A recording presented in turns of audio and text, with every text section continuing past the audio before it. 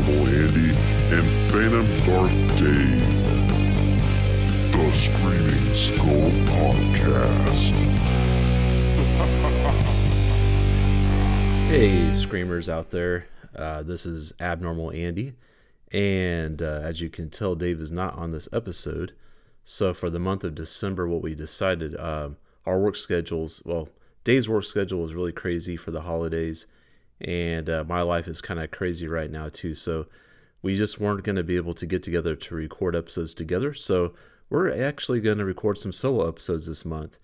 And this first episode that you're going to hear, it's actually the beginning of a series of short stories that I want to start doing on the show. And, these are fictional stories, but they're all based on a real town that I grew up in. Of course, the name has been changed and details have been changed, to make this more horror-centric. But anyway, I hope you enjoy the story. And then, so we'll both be having episodes coming out this month, so I hope you guys are okay with a little bit of change of format, forgiving a little bit due to the craziness of the holidays. So without further ado, this is the first episode of my short story series, Beneath Bellthorn. Hope you enjoy.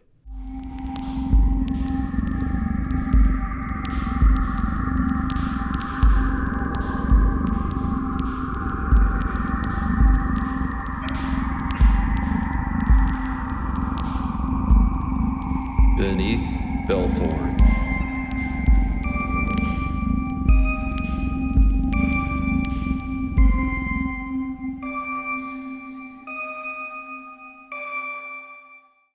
I never meant to start talking about Bellthorn again.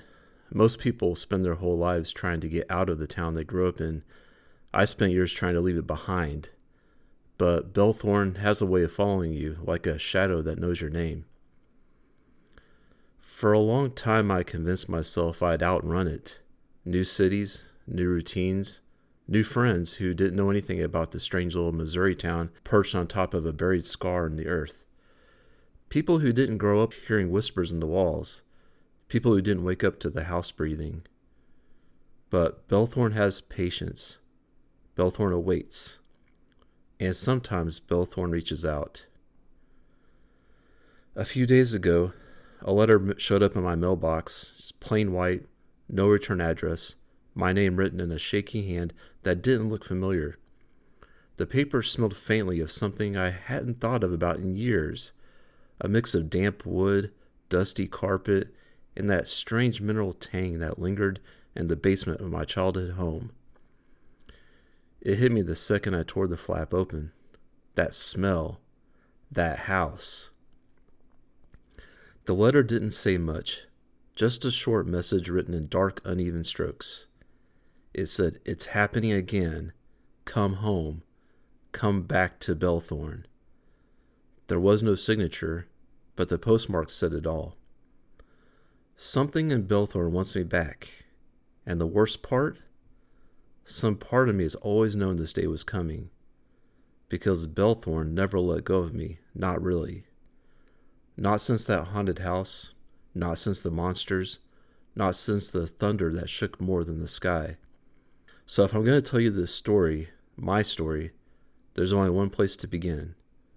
It starts with the house. It starts with the shadows. It starts with me, a scared kid who loved monsters and ghost stories, and who grew up in a place where those stories might not have been stories at all. It starts, as all Bellthorn stories do, with something calling from below. And now, after all these years, I think it's calling me home. It's strange trying to remember my childhood in Bellthorn. Some memories are crisp and sharp, like broken glass. Others feel softened at the edges, blurred by time, or by something else. When I think back to the house I grew up in, I never remember it in full daylight. Even sunny memories seem dimmer, like the windows were always half-colored in shadow. Maybe they were. Or maybe the house just wanted it that way. I remember the layout, sort of. A long hallway that felt too narrow. Bedrooms that didn't seem quite the right size. Either a little too big or a little too small each time I walked into them. And the basement. God, the basement is the clearest part. There was a crack in the floor down there. a thin, jagged line near the wall. I used to stare at it for what felt like hours. Sometimes warm air would drift out of it, like the earth itself was exhaling. I told my parents about it once, but they just brushed it off, saying old houses settle, and they said, maybe so, but houses aren't supposed to breathe. I remember shadows moving where they shouldn't. Just little flickers in the corner of my eye. Nothing dramatic. Nothing that would have made a good horror movie. Real hauntings never are. They're subtle. They wear you down. At night, I heard tapping behind the walls. Light, rhythmic. Not mice. Not pipes. Something deliberate. Sometimes it would stop the moment I held my breath, like whatever was making the sound realized I was listening. One night, I was lying in bed when I heard someone whisper my name. Not loudly, not even clearly, just a soft, Andy, stretched thin like the speaker was far away and straining to reach me. I remember sitting up, staring into the dark, telling myself it was my imagination. Kids do that, right? They create monsters to fill the silence. But the thing is, I loved monsters. I devoured ghost stories, monster encyclopedias, anything with a creature on the cover. Fear didn't scare me, it fascinated me. I used to draw monsters constantly. Looking back at those drawings years later, I didn't recognize half of what I had sketched.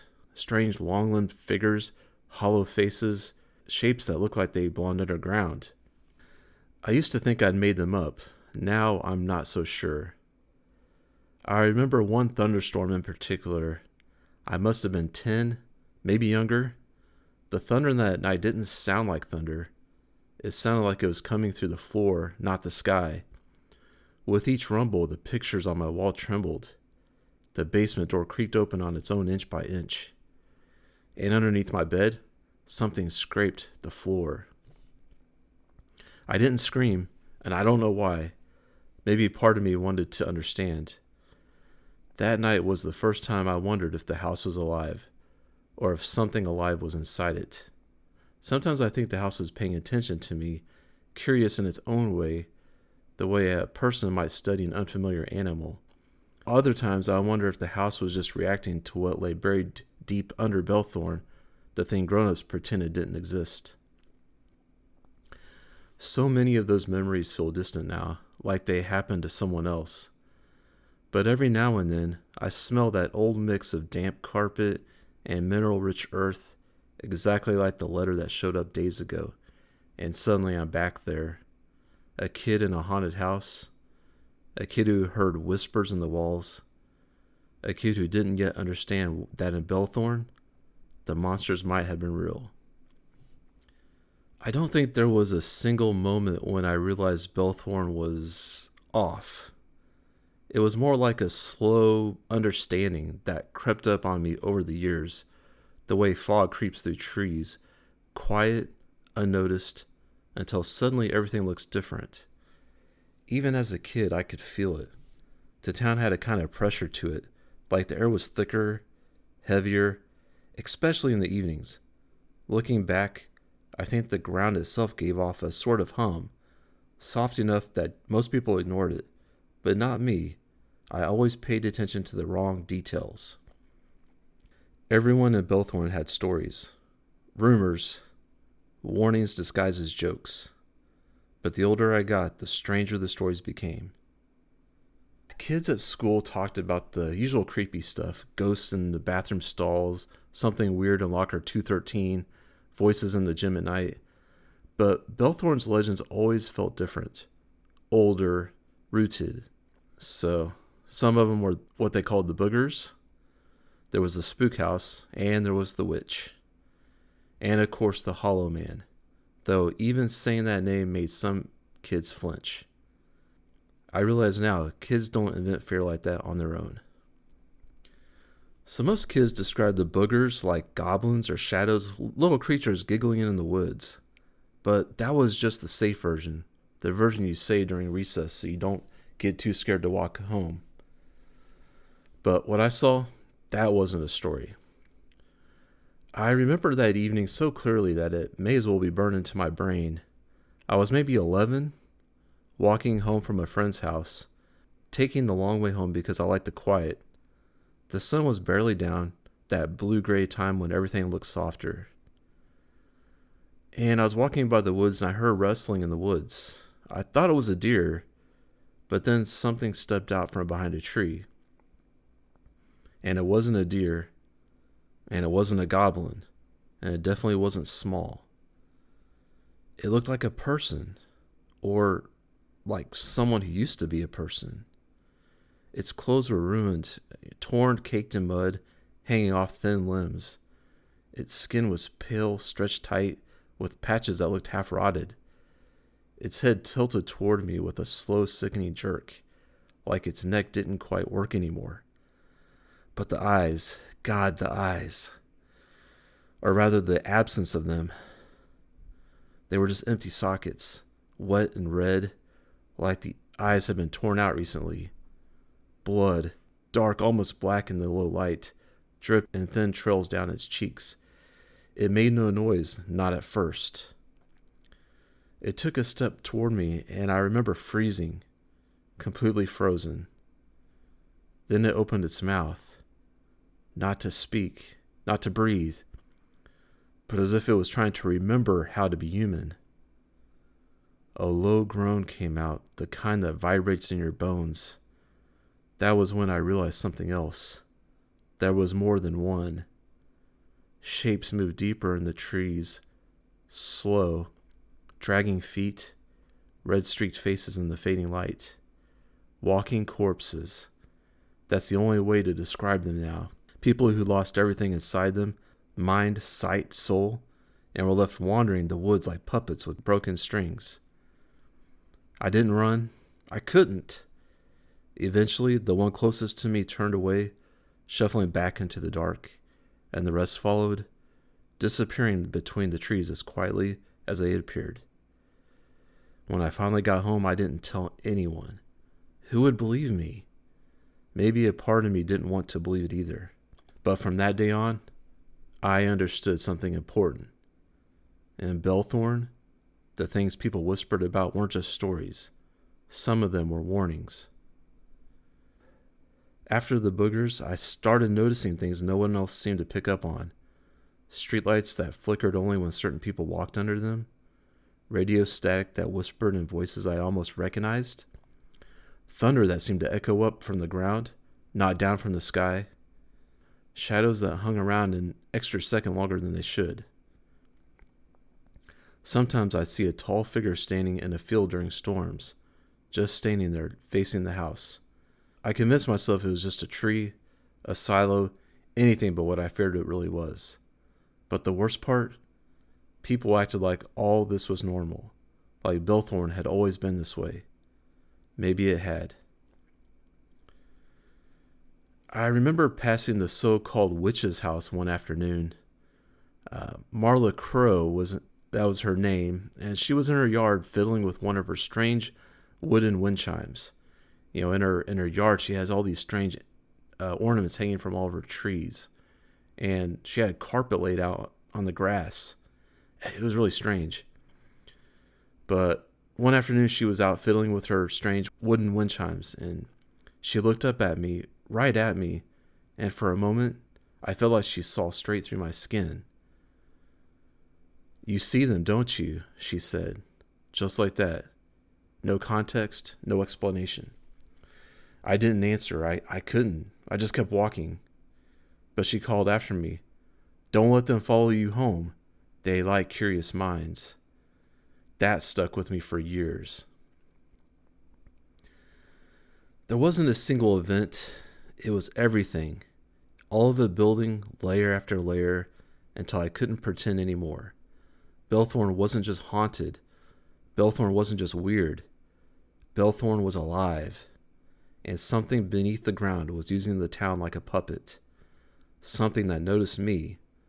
Something that still does. It's strange looking back now how much of my childhood obsession with monsters makes sense. People assume that I just had an overactive imagination, Andy and his ghost stories, the kid who read too many horror comics and stayed up late watching creature features. The truth is simpler. I wasn't obsessed with monsters. I was surrounded by them. Bellthorn raised me that way. Every shadow had weight. Every whisper had teeth. Every storm felt like a warning sent straight through the sky and into my bones. Where other kids collected baseball cards or watched Saturday morning cartoons, I collected stories, half-truths, rumors, the things adults refuse to talk about. I listened because some part of me knew I'd need those stories someday. Bellthorn was a puzzle, and I kept trying to fit the pieces together. And yet, I left. I grew up, got out, built a life where thunder was just weather and the woods were just woods. I trained myself to stop looking at the corners of rooms, to stop waiting for footsteps behind me, and to stop remembering. I thought distance would be enough. I thought age would fix everything, and I thought Bellthorn couldn't reach me anymore. Then the letter came, and that smell, that message, that feeling of something old waking up again. And I realized something I should have known a long time ago. You don't escape a story if you were born inside it. All those years reading monster books, listening to local legends, trying to make sense of what I saw, those weren't hobbies. They were preparation. Bellthorn made me curious, but it also made me careful. It taught me to notice things others ignored, to feel dangers before I saw it, to understand fear is not as something to run from, but as something to examine. I used to think that being fascinated by monsters meant I'd never grow out of childhood. But now I understand. It means I'm finally ready. Ready to go back. Ready to face whatever sent that letter. Ready to open the door to the past I tried so hard to shut. Because the monsters I grew up loving were just shadows on a screen, safe, fictional, contained. The real ones lived under Bellthorn. They waited in the woods. They breathed in its basements. And they're waking again. So maybe this is the only ending I was ever going to get. The monster lover becomes the storyteller. And the boy who grew up in a haunted house finally goes home to tell the truth. Not because I want to, because I have to. Someone has to speak for Bellthorn. Someone has to explain the things that walk its woods, haunts its houses, whisper under its thunder. And if Bellthorn is calling me back, then maybe the story isn't finished. Maybe it's just beginning.